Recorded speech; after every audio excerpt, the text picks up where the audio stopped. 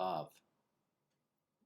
Although in the Book of Common Prayer, the letter is transliterated as W-A-W. It's not pronounced wow, it's Vav. It's like these. So we got Aleph, Bet, Gimel. It's last week, this week. Aleph, Bet, Gimel, Dalet, Hey, and then Vav. Vav is very simple. It's like a little hook. Vav. And that's what it represented. Remember, pictographs, ox, house, camel, door, window. This represents a nail, or a tent peg, or a hook. And that makes sense because the letter is associated with connection.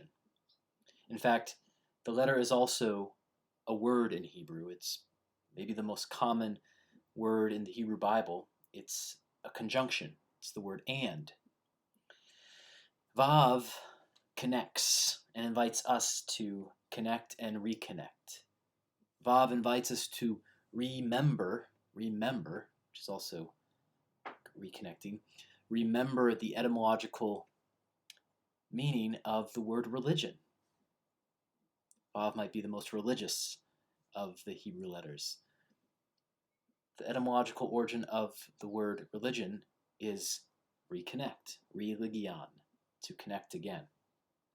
Religion is about reconnecting with God and with others and with our true self. In the Vav stanza in Psalm 119, the poet is helping us to see connections between different concepts and ideas. So you take a look, the stanza begins in verse 41. 41, let your loving kindness come to me and your salvation according to your promise. Connects loving kindness with salvation. Verse 43 connects truth with hope. Verse 48, the last verse of the stanza, I will lift up my hands to your commandments, I will meditate on your statutes.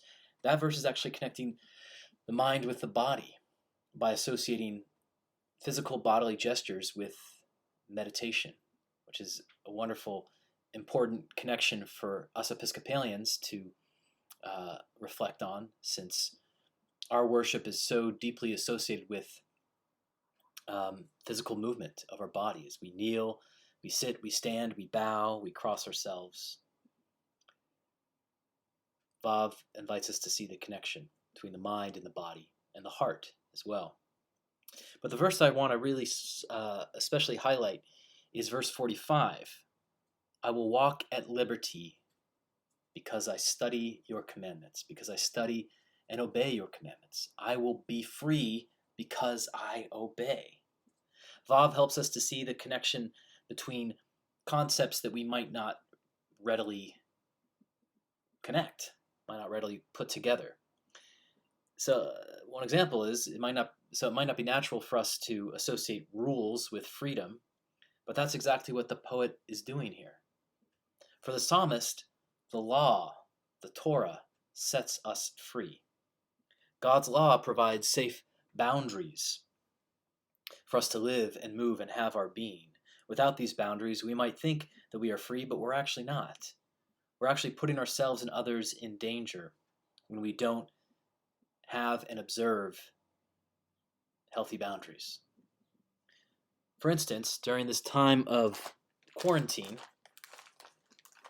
we are strongly encouraged to wear masks, not because other people want to take away our freedom, but because they want us all to be safe and healthy. If I get sick or someone else gets sick because of me, then I have stripped away my own freedom and the freedom of someone else, because it's hard to enjoy freedom when you're seriously ill or worse. So the letter Vav invites us to see connections, helps us to see connections, specifically between rules and freedom. The letter Vav helps us to see God's law not as something that restricts us, but actually as something that truly sets us free. Helps us to see that this is actually what freedom looks like.